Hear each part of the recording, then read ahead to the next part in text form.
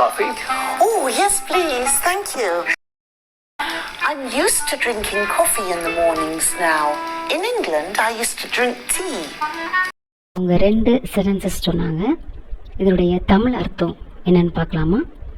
அதுக்கு நம்ம முதல்ல இந்த 2 வித்தியாசத்தை நம்ம ஃபஸ்ட்டு தெரிஞ்சுப்போம். ஐ யூஸ்டு டு அப்படிங்கிறதையும் ஐ ஆம் யூஸ்டு டுனா என்ன அப்படிங்கிற அந்த வார்த்தைகளுடைய வித்தியாசத்தை நம்ம ஃபஸ்ட்டு பார்க்கலாம்.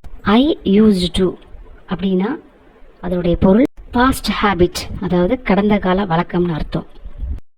ஐ ஆம் யூஸ்டு டு அப்படின்னா அதனுடைய அர்த்தம் it is not new for me, அதாவது இது எனக்கு புதிதல்ல, நான் பழக்கப்பட்டிருக்கிறேன். ஓகே, இப்போது I am used to drinking coffee in the மார்னிங்ஸ்னால் என்னென்னு பார்க்கலாமா? அதாவது நான் இப்போ காலையில் காஃபி குடிக்கிறதுக்கு பழக்கப்பட்டிருக்கிறேன் அப்படிங்கிறது தான் அதனுடைய அர்த்தம். ஐ யூஸ் டு ட்ரிங்க் டீ இன் இங்கிலாந்து, அதனுடைய அர்த்தம் என்னென்னா இங்கிலாந்தில் நான் டீ குடிப்பது என்னுடைய கடந்த கால வழக்கம். இதில் நீங்கள் கவனிக்க வேண்டிய ஒரு விதி என்னென்னா ஐ யூஸ்டு டு அப்படிங்கிற இந்த சொற்களுக்கு அப்புறம் வேர்ப், அதாவது வினைச்சொல் தான் உபயோகிக்கணும். ஐ ஆம் யூஸ்டு டு அப்படிங்கிற இந்த சொற்களுக்கு அப்புறம் பெயர் சொல் தான் உபயோகிக்கணும். அந்த வகையில் நாம் பார்த்த அந்த சென்டென்சஸில் ஐ யூஸ் டு அப்படிங்கிற சொற்களுக்கு அப்புறம் ட்ரிங்க் அப்படிங்கிற வினைச்சொல் வந்ததை பார்த்தோம்.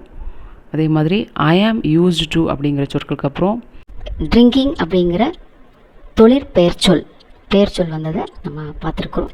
இதுக்கு ஒரு எக்ஸாம்பிளை பார்ப்போம். I used to read books.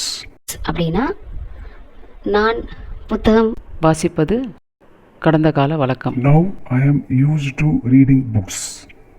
அதனுடைய அர்த்தம் நான் புத்தகம் வாசிப்பதற்கு பழகிவிட்டேன். நீங்களும் ஒரு எக்ஸாம்பிள் ட்ரை பண்ணுங்கள், கமெண்ட்ஸை ஷேர் பண்ணுங்கள். தேங்க்யூ. இந்த வீடியோ பிடிச்சிருந்தா லைக் பண்ணுங்கள், ஷேர் பண்ணுங்கள், சப்ஸ்கிரைப் பண்ணுங்கள். ஸ்வீட்டா கிரியேட்டிவ்ஸ்.